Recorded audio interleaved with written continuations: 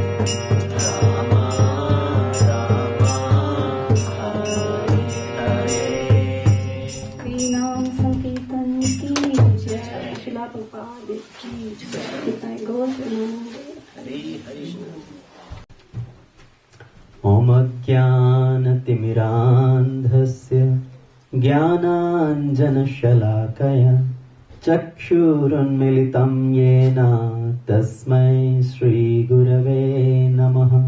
मुखं करोति वाचालं पङ्गुं लङ्घायते गिरिं यत्कृपातमहं वन्दे श्रीगुरुदीनतारिणिं परमानन्दमाधवं श्रीचैतन्येश्वरम्।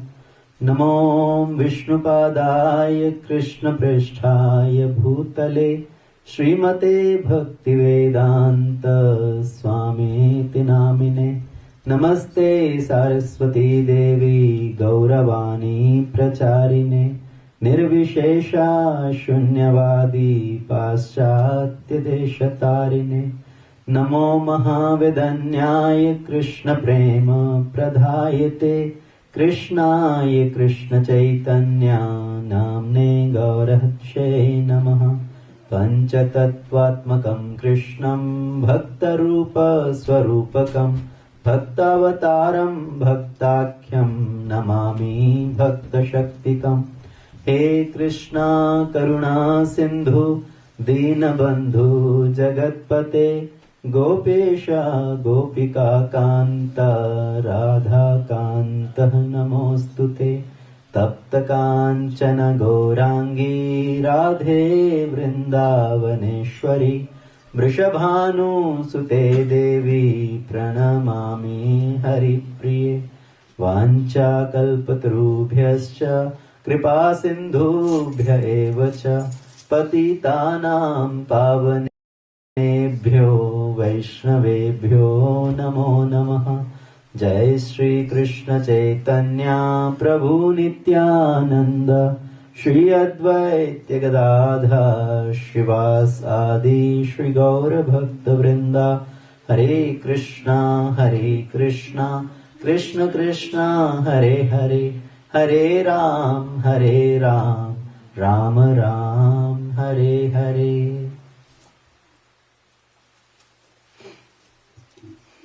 Hare Krishna. Okay, so once again, welcome everyone. So I was thinking we'll discuss some another very beautiful and unique pastime from Srimad Bhagavatam. How many of you have heard about Pururva and Urvashi's Leela, or Pururva and Urvashi's pastime? Nobody? Many of you have heard about Dushyant and Shakuntala, right? So this is another love story which comes in Bhagavatam, Pururva and Urvashi Samvad, or not Samvad, Pururva and Urvashi's love affair in one sense. But so this pastime, actually, this story of Pururva and Urvashi is described in many scriptures. Okay, it is described in Rig Veda. It is described in Agni Puran and Vishnu Puran. It is described, of course, in Bhagavad Puran. It is described in Mahabharata. In Mahabharata also this description comes. And then Kalidas has written about this particular love affair in his book named Vikramo Urvashya. So different scripture talk about this particular story in different way and for different purpose. In some particular scriptures it ends with that they lived happily ever after. And especially, let's say, Kalidas. Kalidas writes in his novel in this particular way that Pururva and Urvashi, after they had separated, again they met. Somehow Urvashi again joined Pururva, and after that they lived happily ever after. Because the different scriptures or the different books have different narrative. Let's say in a movie, right? The movie, how the movie ends. Generally in the movie they do not want to show as a sad ending, right? It depends. Well, most of the time it ends with as a happy ending. But generally in life that doesn't happen, right? Real life is not always like the movie ending. So we will discuss about this Pururva and Urvashi's this pastime, how Bhagavatam goes to the higher level to describe the ultimate ending, how ultimately Pururva got some realizations, his detachment, how the detachment arose in Pururva, and what are the different lessons to learn. So to begin with, basically, let's understand first of all, we talk about Maya. Right? Maya can come, Maya can attack in many different forms, many different ways. What are the different allurements of Maya? Anybody? What are the different big allurements of Maya? Can you rephrase the question? Maya attack people in many different ways. Even Maya can attack devotees, sadhakas also, right? We get influenced by Maya. So how Maya influences people, in how many different forms, phases Maya can influence us? Addiction, laziness, okay. Sense enjoyment. Sense enjoyment. So sense enjoyment in what different forms? Attachment to others. Attachment to others. Okay, good. Attachment to others. These others could be our family members, children, wife, husband, like, so family members. So attachment with our friends and family, whom we consider part of our body. Okay, so attachment with others. Desire about.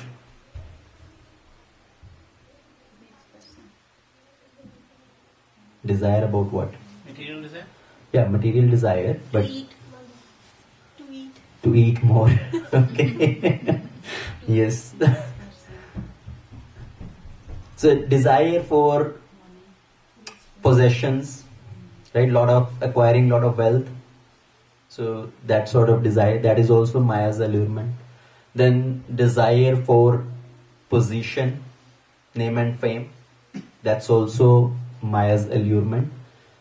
So Maya can come in many different phases. Maya can distract us in many different phases. So what are the biggest distractions are? Desire for wealth, desire for power and position, desire for association with opposite gender. Okay, so these are the biggest allurements of Maya. And Bhagavatam talk about many different pastimes, many different story which tackle these particular aspect. We talked about Avanti Brahmana. So Avanti Brahmana's case was his attachment with wealth, his attachment with money. Ultimately he lost everything and he got many different realizations. Then there are so many different pastimes which talk about attachment with position.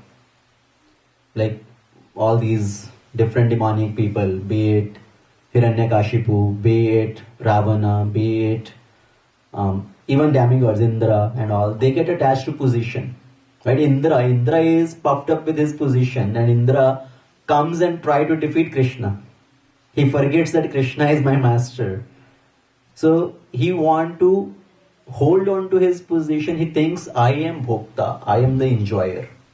And ultimately they are taught the lesson. And then attachment with opposite gender, that is the classic story of Pururva and Urvashi, which we are going to talk about today. So Pururva, first of all, we'll talk about the birth of Pururva and birth of Urvashi, okay, because that's in itself a very big mystery. And how the Chandravamsa and Suryavamsa came into existence, from whom the Chandravamsa and Suryavamsa come. You know, the father and mother for the generation of Chandravamsa and Suryavamsa is same person. Same person in the form of a female is the cause of Chandravamsa, and same person in the form of a male is the cause of Suryavamsa. How is that? So you know, Vivaswan, the sun god Vivaswan, sun god Vivaswan had a son which is our current Manu. What is the name of current Manu? Vaivasvat Manu, right? Good. So Vaivasvat Manu is the son of Vivaswan. It comes in Bhagavad Gita also. 4th chapter of Bhagavad Gita, Krishna says, I gave the knowledge of Bhagavad Gita to sun god Vivaswan. Vivaswan gave it to his son Manu, and from that the knowledge was passed down. So Vivaswan's son Vaivasvat Manu, he is also known by the name of Shraddha Deva. So Vivasvat Manu and his wife Shraddha. So Shraddha Deva and his wife Shraddha, they wanted to have a son. But after many years, they actually got a daughter. And she was named Aila. Now because they wanted a son for the continuation of their dynasty, they prayed to their Kulguru. Who is the Kulguru of Sun dynasty? Who was the Kulguru of Dashrath Maharaj? Vashishta Muni. So Vashishta Muni, from the time of Vaivasvat Manu, he was appointed as the Kulguru, telling that in this lineage ultimately Lord will personally appear, okay, as Lord Ramachandra. So Vaivasvat Manu, he approached Vashishta Muni that please help me, I want to get a son. Please transform this daughter into a boy, this girl into a boy. And Vashishta Muni, with his mystic power, he transformed that girl into a boy who was named Sudyumna. Okay, this Aila, her gender was transformed. Like example of gender transformation at that time, which is mentioned in scriptures also. So Ila was transformed into a boy named Suryumna. Now what happened? Suryumna, one day he went to the forest for hunting. And while hunting, he went deep into the forest, which was a protected area, and that area belonged to Lord Shiva. Lord Shiva and Parvati used to come for doing Bihar there, and Lord Shiva had put a kind of mystic power there. If any male enter into this arena, they all will change into female. Their gender will change, because that was a protected area for Lord Shiva and Parvati. And this Suryumna, while hunting, without knowing that he's entering into that area with all his other associates and all the horses and all, they all entered into that area, and everybody changed into female forms. So this Suryumna again changed into girl form, and again he took the name of his birth, Ila. Now again sun god approached Vashishta, not sun god, Vyavasvat Manu, he approached Vashishta Muni, please help me again. And Vashishta Muni prayed to Lord Shiva, please take away your curse. Right, remove your curse and again give him the female form. And Lord Shiva said, I cannot remove the curse altogether, but I can alter it. So now the deal is 1 month he will be in the male form, and for 1 month he will be in the female form. So for 1 month he will be Suryumna, for 1 month he will be Ila. So now she will change for each month into male and female respectively. Now in one particular time, in the form of a female body, Ila, she was going through the forest, she was wandering into some garden, and at that time the son of Chandra god, moon god Chandra, his name is Buddha, he was also in that area. So they met each other, they looked at each other, and they fell in love. So the son of moon god, this Buddha, he married Ila.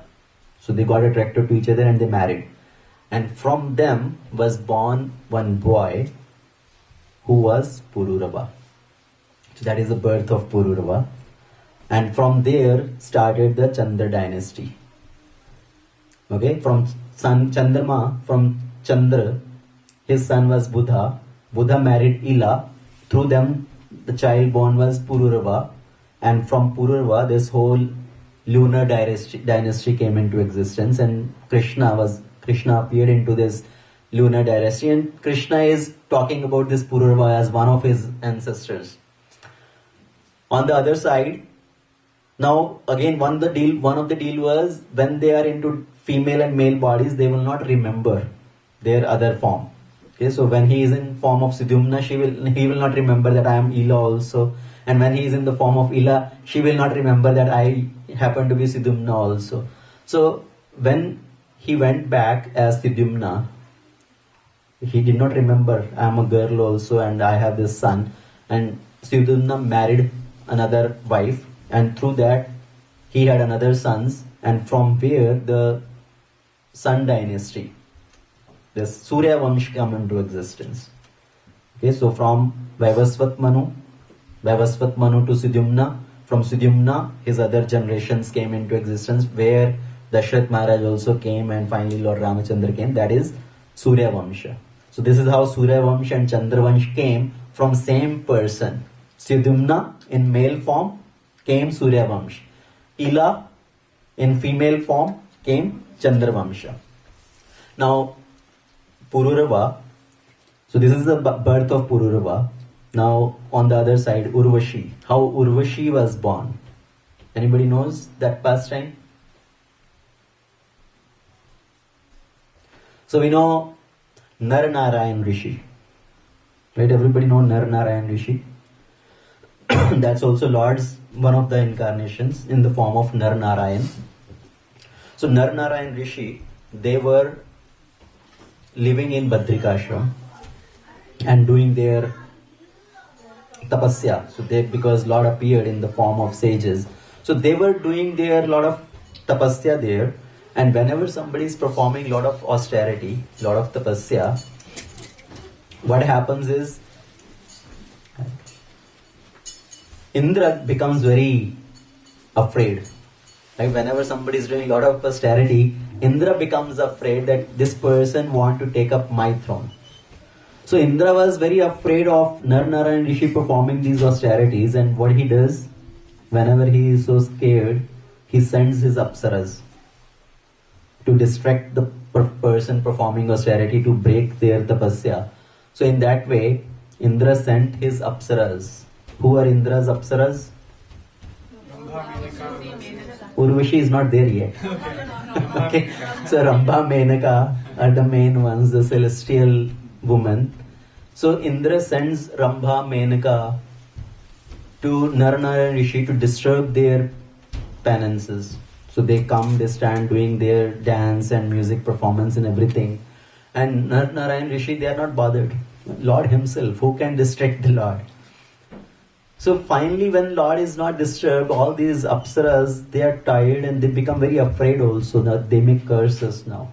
So they are very afraid, and Indra comes there, folded hands, please forgive me. At that time, Narayan, what Narayan does is, from his jangha, from his thigh, he strikes a blade of grass on his thigh, and from there produce another celestial woman. And that woman is named Urvashi. So thigh, U means young jangha. Okay? And one who is born from the jangha, that is Urvashi. And this Urvashi was more beautiful than all other apsaras of Indra. Menaka, Rambha, they are nowhere close to Urvashi. Because what Narayan are telling, you are sending these women to us, they cannot distract. I cannot be distracted by any of these women. I can produce much more beautiful women than them. And he said, okay, you take this woman. I give this to give as a gift to you. You take this. And Indra immediately, yeah, I'm very happy. Please, thank you very much. So that is the position of Indra. Because Indra is so much having these material desires as a desire of enjoyment and controllership. So Indra, rather than being sorry for his act, he was actually happy to receive the gift from Narayan in the form of Urvashi. So this is how Urvashi was born. And Urvashi came to Swargalok, and now she is in the court of Indra performing the dance performances and everything. And one time Urvashi came to earth. Right? Sometimes these celestial women, or even Gandharvas, they come to earth. And as she was with other friends wandering on the earth, before returning back, as she is about to return back, one demon kidnapped Urvashi. He wanted to marry Urvashi forcibly. And at that time, Pururva, because Pururva was the king, and he was also going through, he heard about this plea of the woman and he went to protect her. So Pururva defeated that demon, protected Urvashi, and at that time, by mistake, Pururva touched Urvashi as he was saving her from that demon. And Urvashi felt the touch of the mortal being first time. And she was also very mesmerized by the touch of Pururva. So finally she went back, but she was always thinking of Pururva. Now another thing, how we know this musical dance performance, right? Our classical dance performance is Bharatnatyam. How the name Bharatnatyam came to be, do you know? Anybody knows how the name Bharatnatyam came to be? Okay, so this is also linked in this story. So Urvashi, she was practicing a play. In that play, she was performing as Lakshmi Devi. Okay, she was doing the part of Lakshmi Devi. And there was a sage named of Bharat. He was like the choreographer. He was like the director of that play. So he is helping her to perform or helping her to practice this performance. While performing, she is supposed to call Narayan. But she was so absorbed on Pururva, rather than saying Narayan, she said Pururva. And Bharata, sage Bharata, he became very offended that you are not focused on what you are doing, you are not listening to my direction, and you are thinking about some mortal being, I curse you that you will have to marry the mortal one. So the name Bharatanatyam, how it came to be, because she was practicing a dance, Natya, and this is being directed by sage Bharat, and on his name this particular dance performance is called Bharatanatyam. Okay, how this Bharatanatyam, this particular dance performance came to be. So he cursed her that you have to marry a mortal being. So she fell down from Swarga, and again she is wandering into the forest area, and Pururva came to be. She approached Pururva. Pururva, seeing Urvashi, he was very happy, mesmerized to see this celestial woman. As she came to Pururva, Pururva immediately approached. Please tell me, what can I do for you? How can I help you? If you want, we can stay together happily ever after. We can marry each other, and in that way we can be very happy. Who will not like to have a woman like you? This is how Pururva is approaching Urvashi. So Urvashi said, I will be willing to marry you, but first listen to my conditions. I have 3 conditions. Now Pururva was so enchanted by the beauty of Urvashi, love of first sight, right, as they say. So he was so enchanted, he did not even worry about what the condition she is telling. He said, I accept all your conditions. You tell me what you want. I will fulfill all your conditions.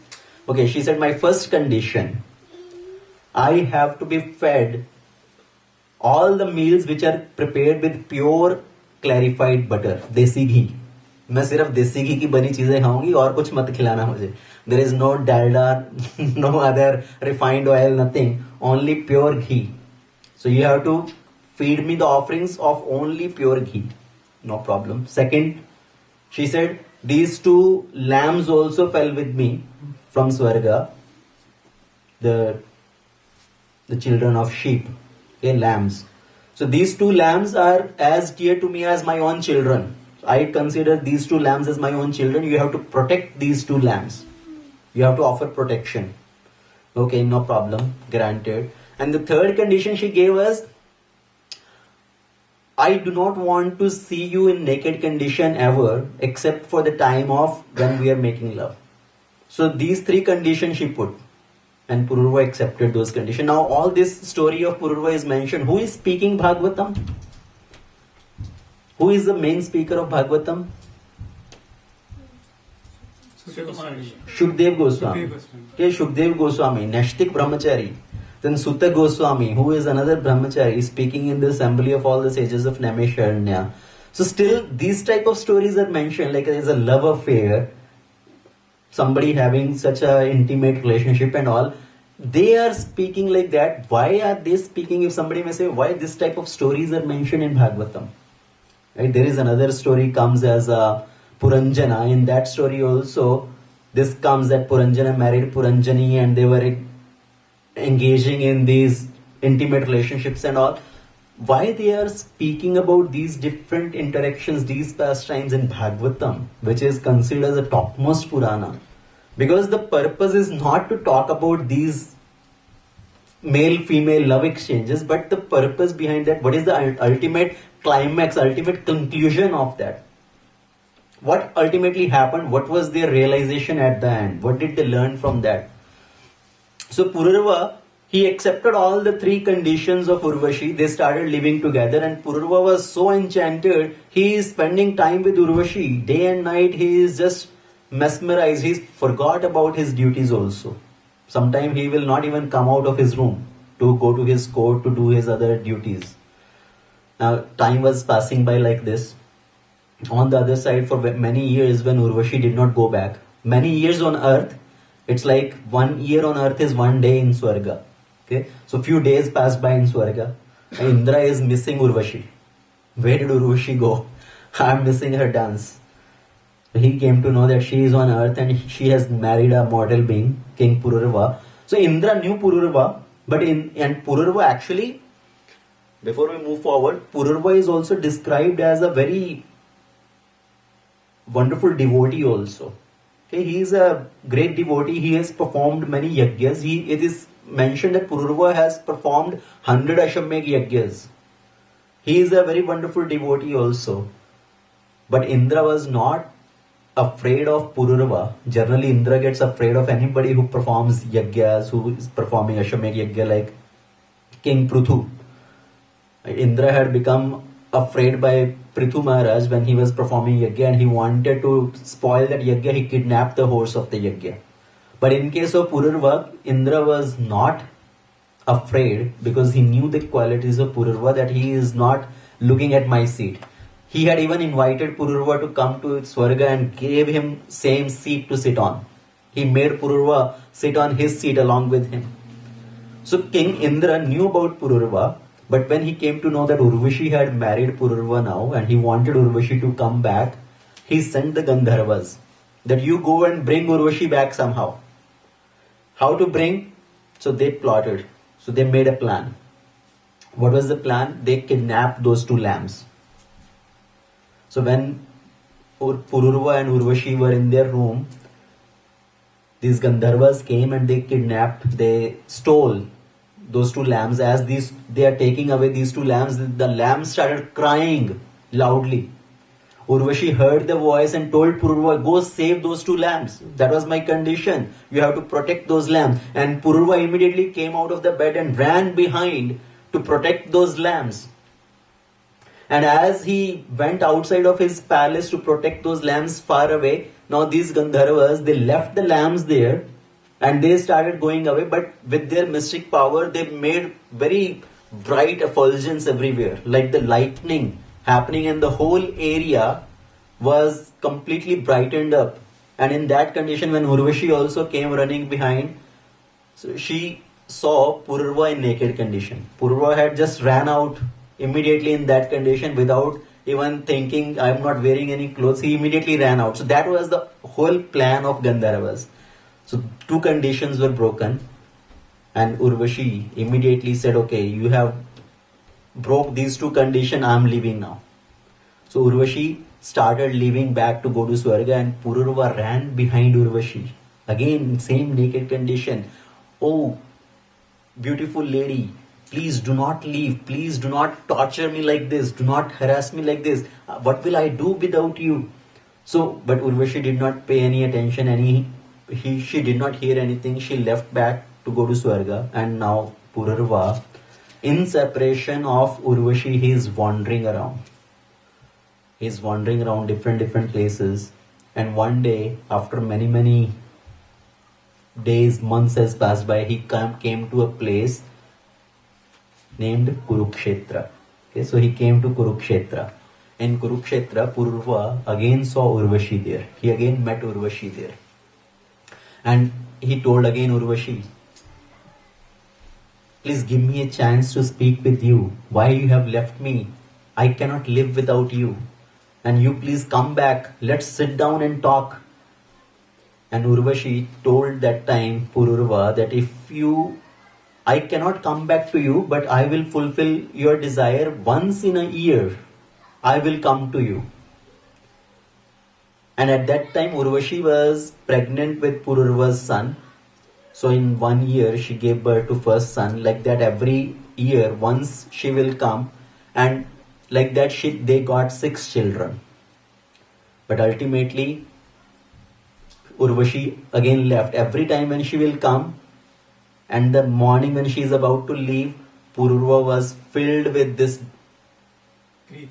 grief in his heart and with the fear of separation from Urvashi, that he will again call out with that fear that please do not leave me. So Bhagavatam, this story is mentioned up to here, and many other scriptures, which are all the names I mentioned in the beginning. Okay, Agni Puran, Vishnu Puran, Mahabharata especially, and then Kalidasa's Vikramo Urvashya.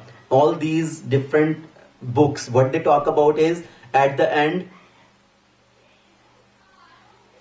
Pururva performed a yagya, and by the performance of this yagya, he pleased Gandharvas, and by Gandharvas, when they were pleased with him, they returned back Urvashi to Pururva, and they lived happily ever after. Okay, that's how they end, because they don't want to go into, because the purpose is Karam Kanda. Karam Kanda is you perform a yagya, and any particular desire you have, that desire can be fulfilled. You can attain anything. Now Bhagavatam goes on the real side, what really happened. Okay, that's not the real end. So Bhagavatam talk about the detachment of Pururva. So on one such day when Urvashi was leaving and Pururva is wandering in separation from Urvashi, these great realizations came to Pururva. Okay, these great different detachment, the realization of detachment came to Pururva, and what he was telling that time, what he is speaking that time, that is called Aila Gita. So we spoke about Bhikshu Gita earlier. Bhikshu Gita is part of Avanti Brahmana's pastime, which is again part of Uddhava Gita. And this Pururva's song, the song sung by Pururva, because his another name is also Aila, the son of Ila. Okay, his mother is Ila. Ila and Buddha, they gave birth to Pururva. Because he was born from Ila, his another name is Aila. And the song sung by Aila is called Aila Gita, the song of Pururva. And this talk about Pururva's detachment. So how many of you want to hear that? I'm not hearing any sounds. You want to hear or no? Yep. Yes, sir. So basically, first of all, let's understand one thing very clearly. Pururva is not an ordinary person, thinking him to be like, oh, he is so attached to a woman or something. He is also a wonderful devotee. The point I was talking about, Maya's allurement, it can come to anybody. If it can come to a devotee of the scale of Pururva, then what is our situation? If the allurements of Maya in the form of attachment for wealth, attachment for woman, or basically opposite gender, or attachment with position, power, they can influence anybody. That's why Krishna says, Mama Maya Dhurattaya. It's very difficult to overcome. So one has to be very careful, always, very alert to be protected from Maya. So Pururva is also a very wonderful devotee. He may not be at the level of gopis or at the level of like Prahlad Maharaj or those wonderful devotees, but he is also a very great devotee. Just to understand, example is, let's say, if somebody is in a normal school or some lower ranking school, in that lower ranking college, he may be the topper. Okay? Somebody with 80% marks in that level of school may be the topper. And in a very esteemed school, somebody with 99% marks may be the topper. Okay? And in that high ranking school, the 80% mark student may be like the 20th, 30th in the row. So from his own standard, this person is with 80% marks is the topper. And from comparing with the 99% mark, he may be very lower, but nonetheless he is also seen in a very high esteem by other ranking people, right, on his category. So same way Pururva, even though compared to the level of gopis, compared to the level of other esteemed devotees like Prahlad and all, he may be less than them, but from our standard, he is such much higher level. He is much esteemed devotee. He has also performed many devotional activities. He has performed many yagyas and all. So we should not consider Pururva to be just a person with sense enjoyment. So Pururva's realization, the first thing which Pururva speak is, or what Srimad Bhagavatam is speaking here, Sangam na kuryadastam shishno udhara triptam kavachit tasya anugasya tasmai andhe patati andha anugandhavat. So Sangam na kuryad asatam. One should not associate with bad association, with wrong association. Especially what type of association? Shishno udhara triptam kavachit. Those who are dedicated to gratifying their genitals and belly. Shishno udhara. So people who have so much attachment to satisfy their genitals and belly, one should not associate with such type of people. Because by following them, one will fall into the deepest pit of darkness. Tasya anugas tasmai andhe. following such people, one will fall into the deepest darkness. As a blind person following another blind person may fall into a pit. Right? So following these type of people or having the association of such people who have no other topics to discuss about, they are talking about women or opposite gender, they are talking about eating, or just sense enjoyment. If we have attachment with those people, if we have association with those people, it is going to affect our own consciousness also. So one should not have association with such people or having an intimate relationship with these people. So although Pururva for many years, he was in the association of Urvashi, enjoying with Urvashi, still he was not satisfied. Right? As she is leaving, he was still calling out, please do not go, please do not leave me. What will I do without you? So Pururva is saying, even though I spent so many years in association of Urvashi, still my desires were not fulfilled. I did not notice how the days were passing by, how the years were passing by, how the days are coming and going, how the sun is rising and setting. I did not pay any attention. I was completely absorbed in enjoyment with Urvashi. And what is he saying further? What was his ultimate realizations coming up? Aho me moha vistarah काम कशमल चेतसः देव्य गृहीत कंठस्य नायुखंड इमे स्मृतः. Aho me, alas, just see to the extent of my illusion. This goddess was embracing me and held my neck in her grip. My heart was so polluted by lust that I had no idea how my life was passing. Aho me moha vistara. So moha is what? Maya, right? Attachments, that illusion. I was so much into illusion, into this desire of sense enjoyment.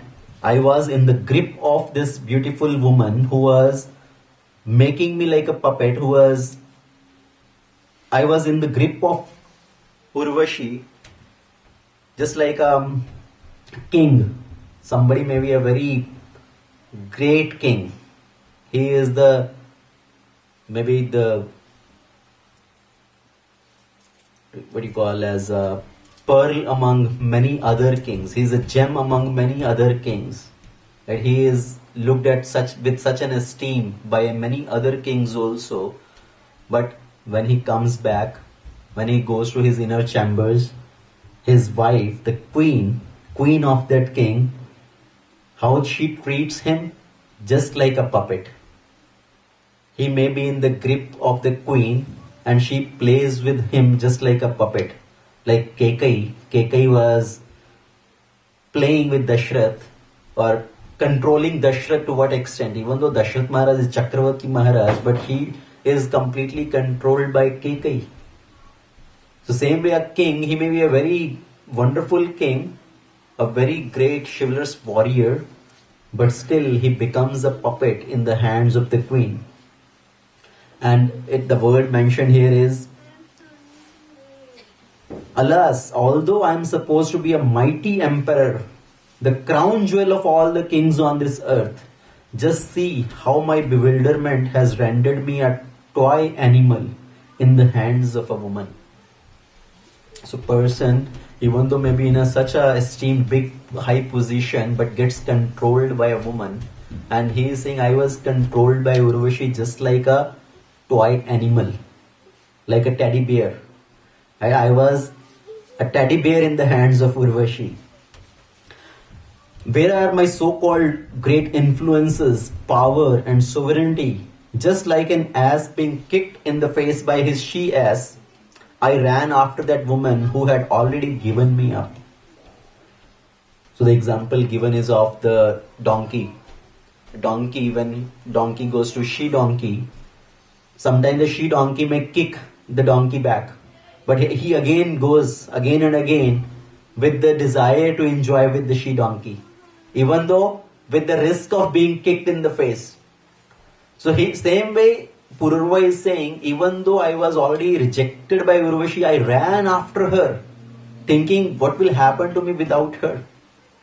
So that was my situation. Where was my influence, power, and being the controller of all other kings? And now, very beautiful verse actually here, which applies in any journal scenario also. Okay, this is Canto 11, chapter 26, text number 12. Kim vidya, kim tapsa, kim tyagena shrutena va, kim viviktena monena, istribhir yasya manohritam. Kim vidya. What is the use of big education? Study of big literature. Kim tapasa. What is the use of performing so many austerities? Kim tyagena. What is the use of such renunciation? Giving up everything. Somebody may give up their home, their family member, and they go to the forest, take sannyas also. He's saying, what is the use of renunciation? Shrutena va. What is the use of studying religious scripture or hearing about religious scripture? Kim viviktena. What is the use of living in solitude? Monena. What is the use of following silence? Mona vrata. So what is the use of all these various things? The use of studying big literature, education, the use of practice of austerity, what is the use of renunciation, what is the use of living in solitude, what is the use of hearing and studying from scriptures, what is the use of silence, maunavrata. For what? If after all that also one's mind is stolen by a woman. So here it says woman, but in general it applies as opposite gender. Okay, if one's mind is attracted by opposite gender, even after doing all these things, then what is the use? Because the purpose is one should control the mind by performance of austerity, renunciation, living in solitude, studying of scriptures. One need to become purified. One need to control the mind. If one is not able to do that, then what is the use of all that? Then all that one has done is useless. So Pururva is saying like that, I had performed so many yagyas. So he is reflecting that I had performed so many yagyas, I have performed so many devotional activities.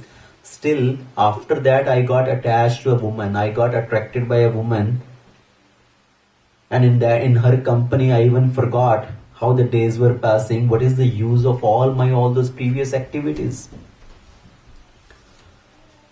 Dik mam murkha pandit mani naam. Dik mam, to hell with me. And dhikkar hai mujh par.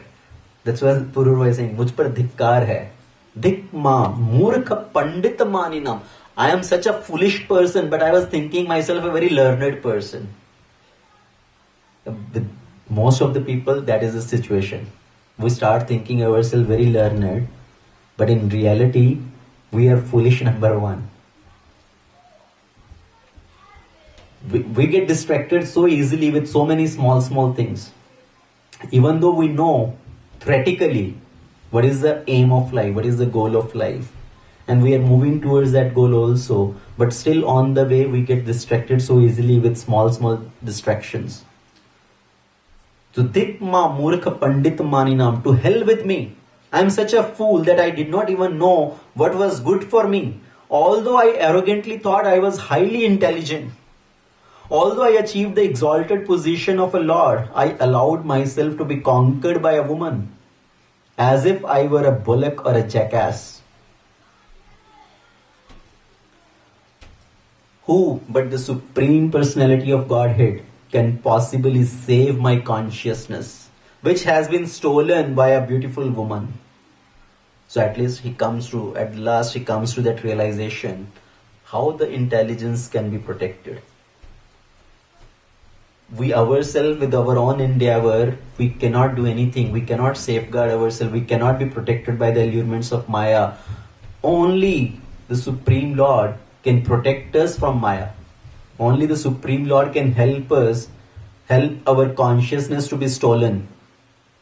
And because I allowed my intelligence to become dull, And because I failed to control my senses, the great confusion in my mind did not go away. Even though Urvashi herself gave me wise counsel with well-spoken words.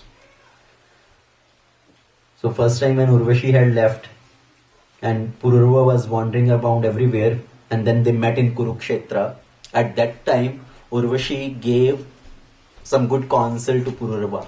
That don't run behind me, do not run behind woman.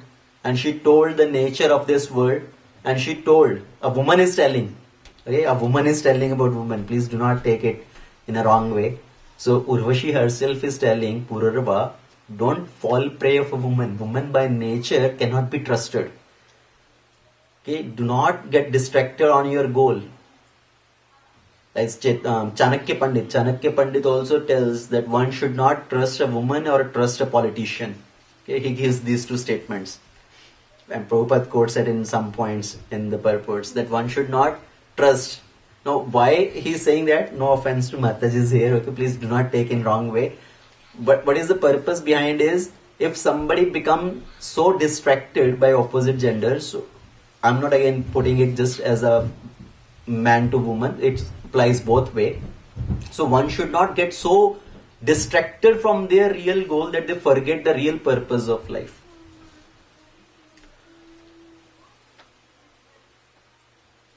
So Pururva is saying, I allowed my intelligence to become dull. And he's saying, there is nothing to blame on Urvashi. I cannot blame on Urvashi.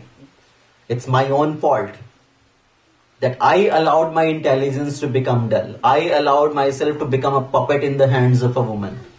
I forgot about my real responsibility, real duty. So how can I blame her for my trouble when I myself am ignorant of my real spiritual nature? I did not control my senses, and so I am like a person who mistakenly sees a harmless rope as a snake, or sometimes as a snake to be a harmless rope. So he's saying it's my own fault. It's my own illusion because of this which happened, because I was not able to control my own senses. He was trying to enjoy, and in that enjoyment there is always risk.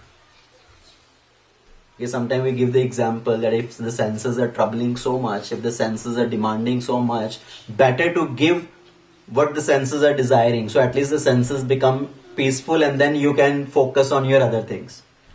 Now how valid is that point?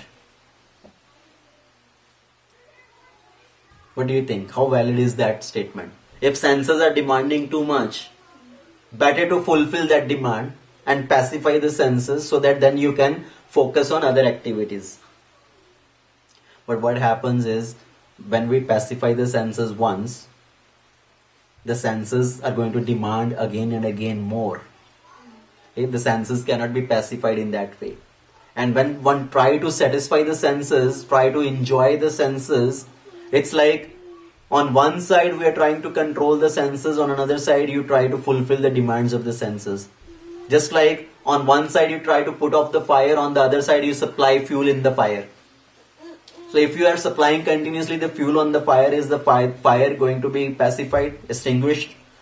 No, it's going to burn more. So same way, more we try to indulge in sense enjoyment, it's not that one day the senses are going to come and tell you, sir, madam, we are very happy with you. You have fulfilled our demands for so many years. Now onwards we will not trouble you anymore. We are completely satisfied. We will not demand anything. Is that going to happen? Look at any person, even in their old age. Somebody may be on their deathbed also. But still so many desires are still there. Shankaracharya's famous verse from... What is that famous verse? Anybody knows what? Remember what I'm referring to? Look at that old person. Angam galitam palitam mundam dashanavahinam jatam tundam. His whole hairs have fallen, hairs have turned grey, all the teeth have fallen out. He is walking with the help of the stick. Still, there are so many desires. So the desires never go away. So no matter how much we try to gratify our senses, the senses will still not be satisfied and they will be keep troubling. So Pururva is telling, even though it's my fault only, I cannot blame anybody. I was not able to control my senses. More we indulge in senses, more they are going to trouble us.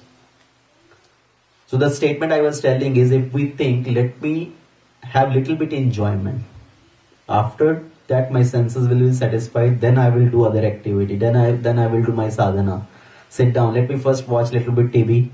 Then my senses will be satisfied. Then I will do chanting Hare Krishna, Hare Krishna. So what will happen? Will you be able to chant after watching TV? Why? All those scenes will be going in the mind. All those songs will be going in the mind. So how will you be able to focus on chanting? If you have eaten too much, you have filled your belly now nicely. After that, you sit on chanting. Will you be able to chant? 10 minutes, you will go to sleep. Right? So, more you try to satisfy the senses, it's not going to help us in our sadhana. Example is, let's say, I gave that example on Tuesday class also. The difference between release versus relief. Okay, there is a difference in release versus relief. Somebody may say, I want to get relief from the troublement of senses. The senses are troubling me so much, I want to get little relief. So let me enjoy a little bit. After that I will be relieved and then I will do other things. So it's just like somebody, a prisoner is in the jail. And the policemen are beating that prisoner. A prisoner is completely now exhausted. Right? He is beaten up like hell. After that, the prisoner, the policeman, they leave him for some time, 10 minutes, 15 minutes to get little relaxed. So that prisoner may feel little relief from the beating of the policeman. But after that, is that a permanent situation? After that, they are going to come again and start beating him again. So relief is not the final solution. The final solution is the criminal or the prisoner. He need to think how I get released from the jail. How I get released from the prison house. So we may also get little bit of relief if we try to satisfy the senses, but they are going to trouble us again. So the solution is to get release from this torture of the senses again and again. The mind is going to trouble us again and again. If we indulge in the dictations of mind, it may become happy, pacified for a few minutes, but again it's going to trouble us. So how to ultimately control the senses, pacify the senses and control the mind? That should be the goal. How to purify our senses and purify our mind. So Pururva here is having wonderful realizations that it's my fault. And he is thinking, what is this polluted body anyways? Okay, we get attracted to some beautiful objects by seeing somebody, oh, this person looks so handsome, so beautiful. Somebody may have a nice fragrance coming from their body. People put fragrances and all perfumes and also others will be attracted.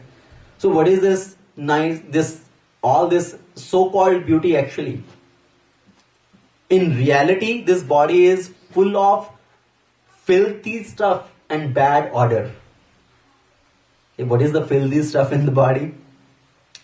We may think that, oh, this is very attractive, so much nice fragrance coming, it looks so attractive. But all this so-called attraction is nothing. It's a false covering created by illusion. Inside, what is there inside? Inside there is all same thing in everybody. The skin, flesh, blood, muscle, fat, marrow, bone, stool, urine and pus. In reality, inside everybody has same thing. But on the outside there is nice covering. And one gets distracted or illusioned because of that outer covering. Just like if I take a stone, a small rock. Okay, we have, let's say, 10 different rocks here. All same size, 10 rocks. And then we pack those 10 rocks into very nice gift packs. So inside it's rock, useless, has no value. But outside you pack it with very nice packing, very nice shining bubble wraps and the nice gift wraps. You give it different shapes. Somebody a smaller box, somebody a bigger box, somebody another bigger box. So somebody looking at those gift packs may get very attracted. Oh, this is a very nice gift pack. Must be something very valuable inside. So somebody gets one gift pack, another person gets another gift pack, and they are very attracted by those nice looking gift packs. But inside is what? Same thing. Same thing. All those 10 different looking gift wraps, inside is same thing and useless rock.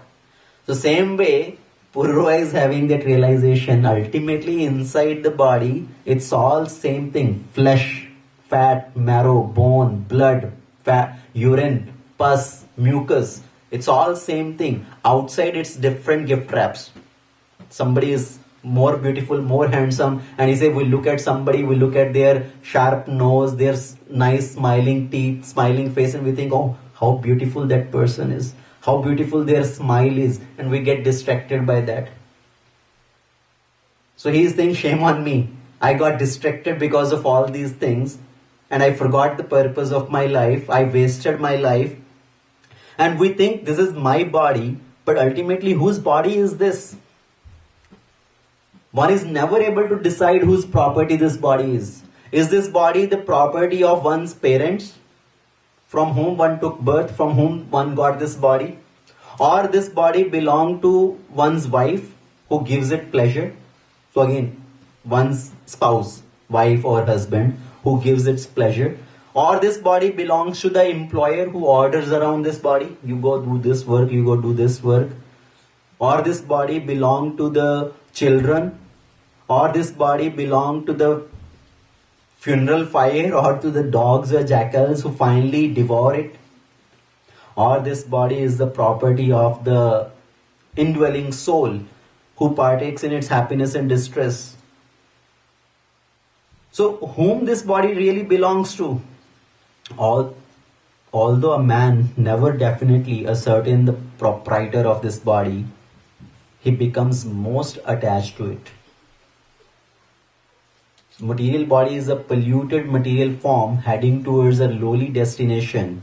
Yet, when a man stares at the face of opposite gender, he thinks, what a good looking lady, what a charming face, what a charming nose, how beautiful the smile is.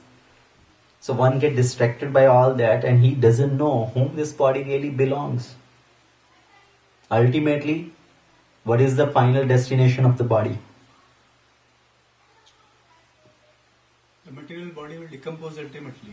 It is going to decompose ultimately. Either it's going to go to the funeral fire, or it will be buried to the ground, or it will be thrown in the water, or will be eaten by the dogs and jackals or eagles or worms. So ultimately it's going to meet into dust only one day. No matter if it's a king or a beggar. चाहे वो राजा है या रंक है, ultimately everybody will be lying on a box, in one box one day. That is the destination of this body, but still we get so attached.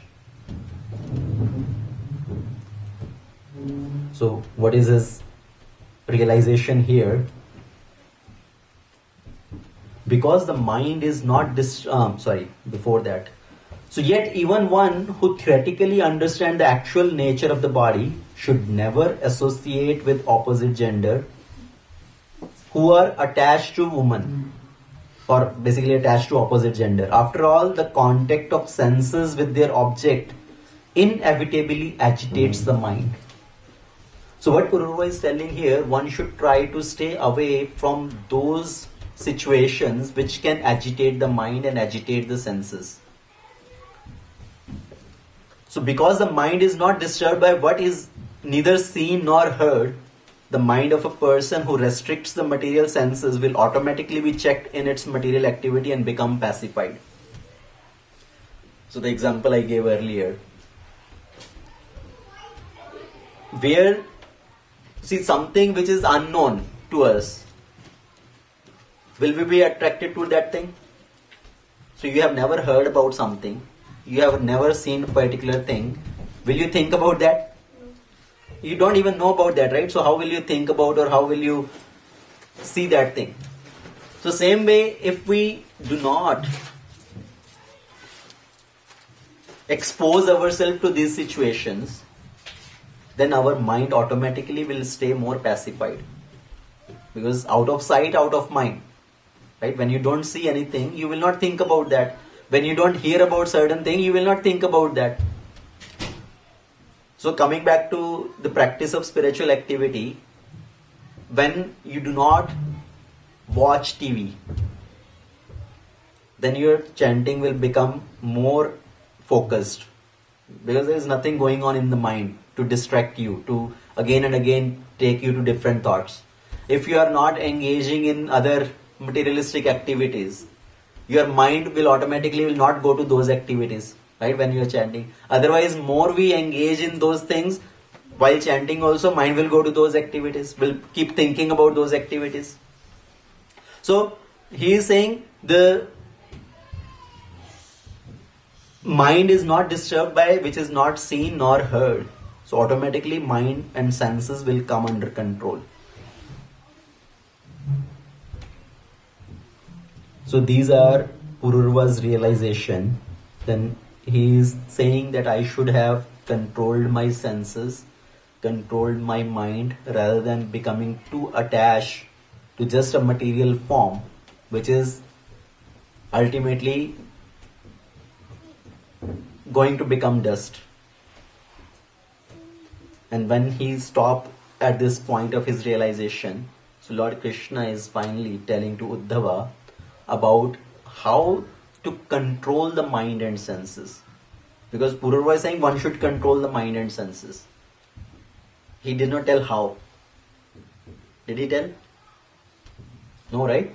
So far I did not explain that part. So Krishna is telling, so Pururva's realization, beyond that Krishna is telling then how to control the mind and senses. So Krishna speak about the glories of devotees. The glories of devotees, how by the association of devotees one can be safeguarded on this spiritual platform. Tatoh dusangam utsrijya satsu sajet buddhiman sant evasya chindanti manovyasangam uktibhi. So an intelligent person should therefore reject all bad association and instead take up the association of saintly devotees. Tatoh dusangam utsrijya. Giving up the bad association. Satsu sajeta buddhiman. The intelligent person should take up the association of saintly people. Because these saintly people, their words can cut off the excessive attachment of one's mind. So here Krishna is saying importance of devotee association. When we constantly stay in devotee association, when we constantly keep hearing from the devotees, ultimately our illusions will be cut to pieces, our attachments will be cut to pieces. They will cut off our excessive attachments. And it does not happen only hearing once in a while.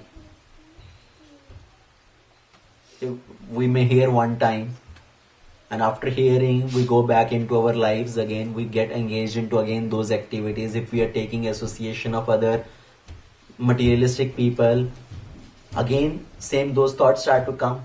So one time we may have heard, one time we feel that energy and enthusiasm, yes, tomorrow onwards I'm going to cut off all these and I'm going to become a very good devotee. But again we go back into our lives, we again associate with other people, they again influence our consciousness, and again we back to square one. But if we keep hearing again and again, then we keep our batteries charged up. Then we can stay protected from the influence of other materialistic consciousness, other bad desires, wrong desires. So Krishna is saying one should always stay in the association of devotees. And what are the qualities of the devotees? So the flow here, what Krishna is speaking about, is similar to what we heard a few weeks back. But Kapila Dev is telling to Devahuti. So in that chapter, we talked about when Devahuti approaches Kapila Dev is speaking about the glories of bhakti and the glories of devotees. What is the importance of associating with devotees, what is the outcome of associating with devotees. So there also Kapil Dev talk about the glories of devotees and the glories of devotional process. So same way Krishna here is telling to Uddhava the glories of devotee association, and then what are the qualities of a devotee. My devotee, they fix their mind on me and they do not depend on anything material. They are always peaceful, endowed with equal vision and free from possessiveness, false ego, duality and greed. So they are freed from greed, freed from envy towards others, free from false ego, free from the dualities of happiness and distress, or thinking themselves to be the controller or the enjoyer or the proprietor. Okay, so they have that equal vision towards everybody. And when somebody associate with such devotees, what happens to them? One thing Krishna already said, that their wrong desires will be cut off, their excessive attachment will be cut off. And further Krishna says, in association of such devotees, there is constant discussion about me. And those partaking in this chanting and hearing of my glories are certainly purified of all sins. In Bhagavad Gita also Krishna speak about, in 10th chapter of Bhagavad Gita, I believe it's text number 11, Krishna says, Mat chitta mat gata prana bodhayantah parasparam. In the association of devotees, they're constantly talking about me. They're constantly remembering me. Bodhayantah parasparam. Right? With each other, they are constantly talking about me, discussing about me, hearing from each other. And their mind is constantly absorbed in me. And because their minds are constantly absorbed in me, they do not even think anything else. So same way in the association of devotees, Krishna is telling here, when somebody is constantly engaged in the process of chanting and hearing, all their sins are nullified. So how the sins can be nullified? It happened in multiple ways, in many different forms. Just seeing the form of the Lord can remove all sins. We go stand in front of the Lord, stand in front of the deities. Just seeing the deities, our sins are nullified. Hearing about Krishna, sins are nullified. Speaking about Krishna, sins are nullified. Chanting the holy name, the sins are nullified. And if Krishna's lotus hand touch on our head, all the sins are immediately nullified. So in all these various ways, the sins can be nullified, but the best process is the Shravanam Kirtanam. Okay, to become free from all the sinful reaction. In Bhagavad Gita also Krishna says, Sarva dharman parityajya mam ekam shranam vraja aham tvam sarva papebhyo mokshishyami ma shucha. I will deliver you from all the sinful reaction. Do not fear, do not worry. Ma shucha. So the process of surrender is process of Shravanam and Kirtanam. When somebody asks how to surrender to Krishna, how to become more and more surrendered.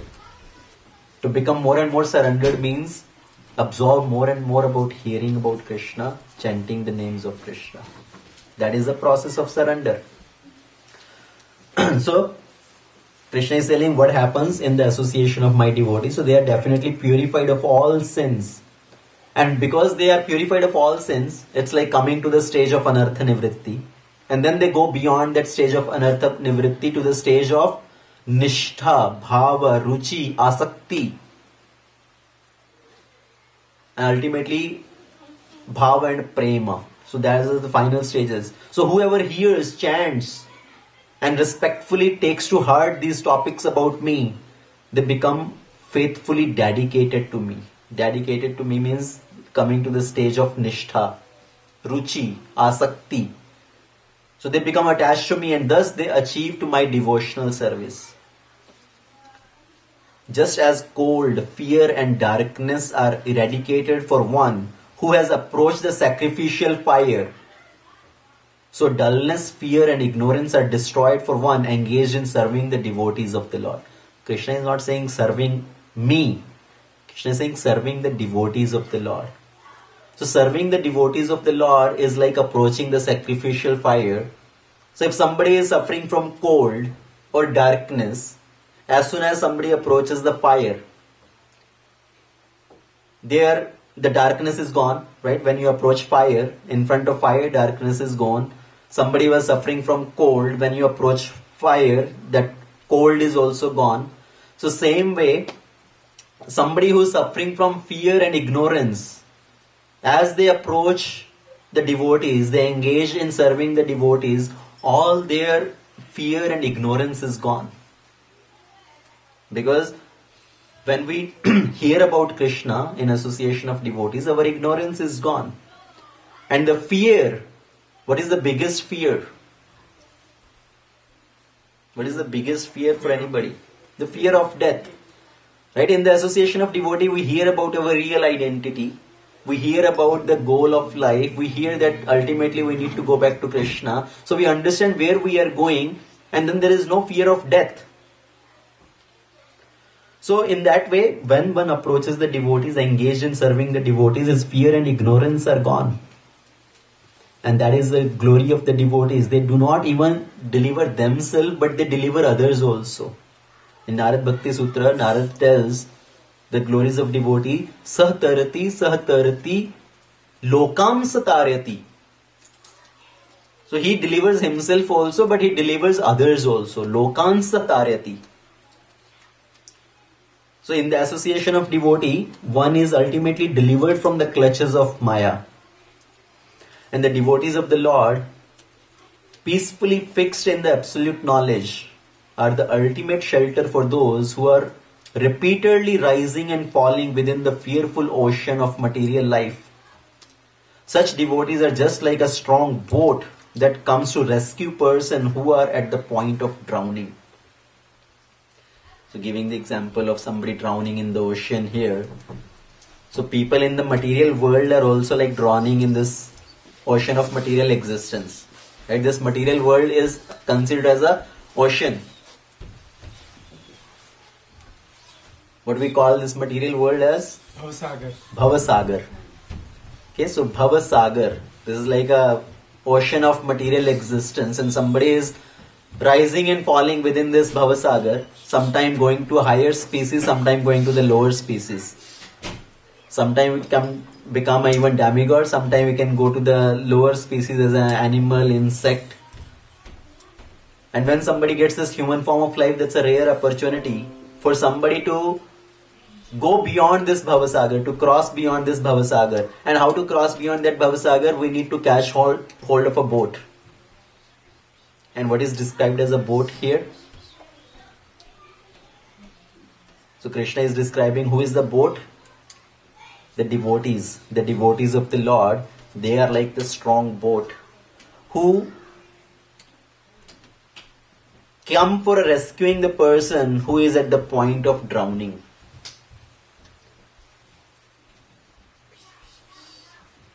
And Krishna says, my devotees bestow divine eyes, whereas the sun allows only external sight.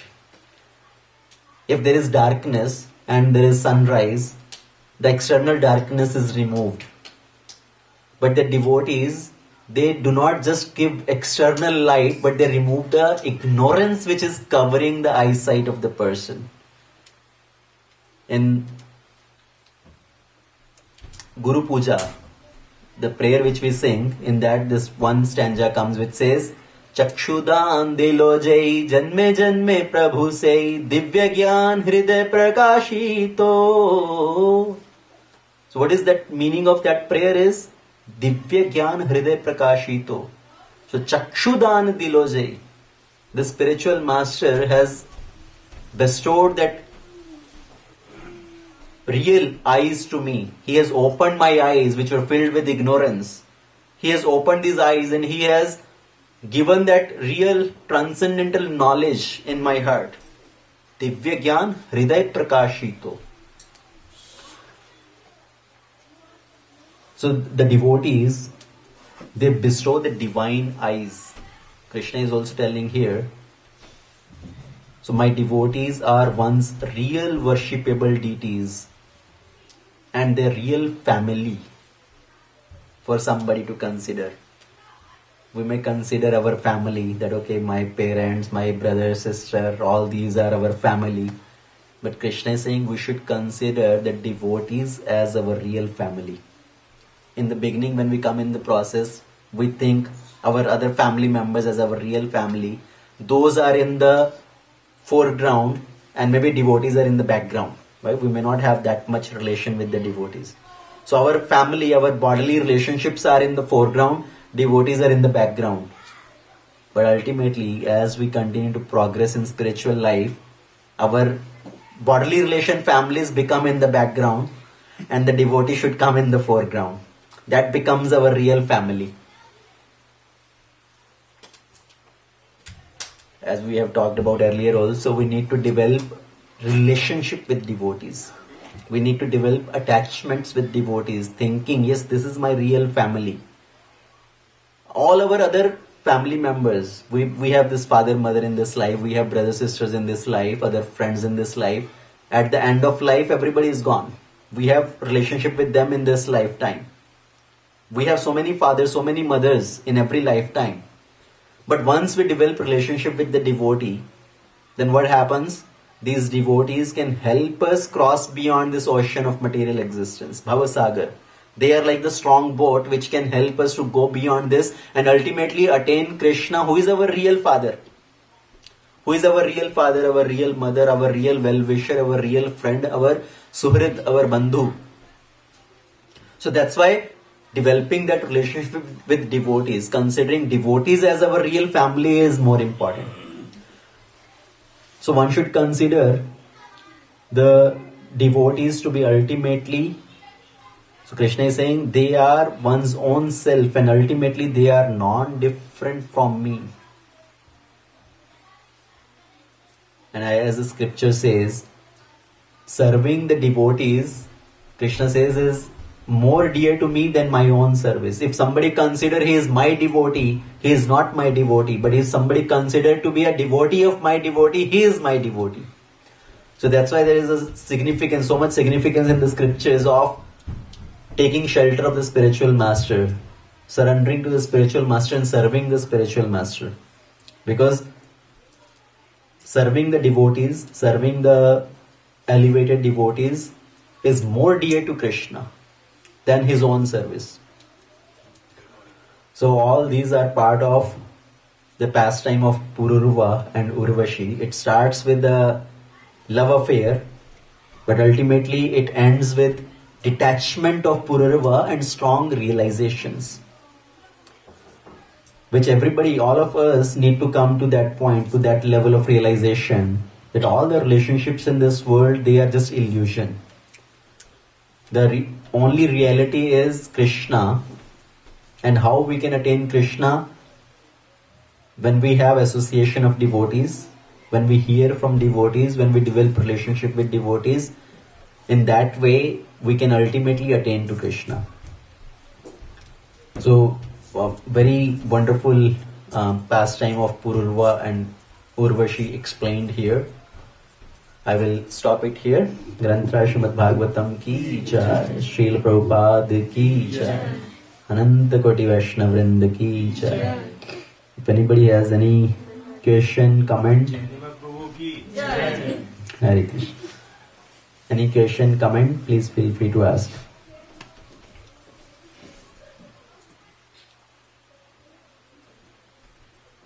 So the two dynasties you mentioned, Yes. Surya and Chandra. So Surya plays the main role. The Surya is there in both the plays, right? Because